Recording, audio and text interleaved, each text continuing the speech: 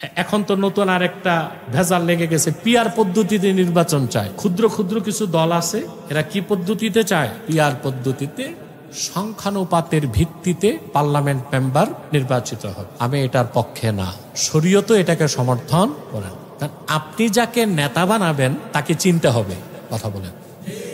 কিন্তু পিআর পদ্ধতির নির্বাচন হচ্ছে ব্যক্তিকে ভোট দিলেন না, মার্কাকে ভোট দিলেন। কাকে? তারপরে সংখ্যানুপাতের ভিত্তিতে পার্লামেন্ট মেম্বার হবে, অর্থাৎ বাংলাদেশে যে দল 1% ভোট পাবে সে 3টা আসন পাবে সংসদে, ওটা যে 10% ভোট পাবে 30টা আসন পাবে। এটা হচ্ছে সংখ্যানুপাতের ভিত্তিতে আপনার সংসদে নির্বাচিত প্রতিনিধি পাঠান। কিন্তু আপনি তো আপনার এমপি কে হবে তাই জানলেন না, কথা বলেন।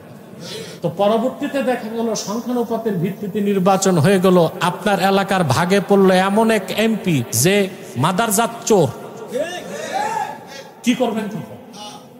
কি থাকবে? আমি কিন্তু গালি দেই নাই।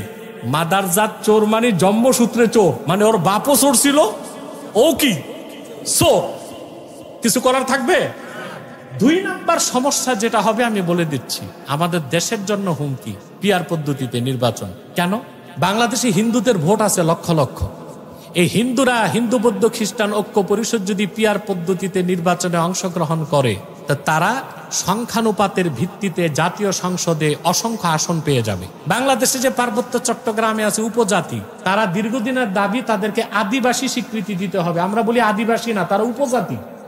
তারাও পিআর পদ্ধতিতে নির্বাচন করে সংসদে অসংখ্য আসন নিয়ে নিবে। তখন হবে কি? ভবিষ্যৎ বাংলাদেশের স্বাধীনতাই হুমকির মুখে পড়ে যাবে।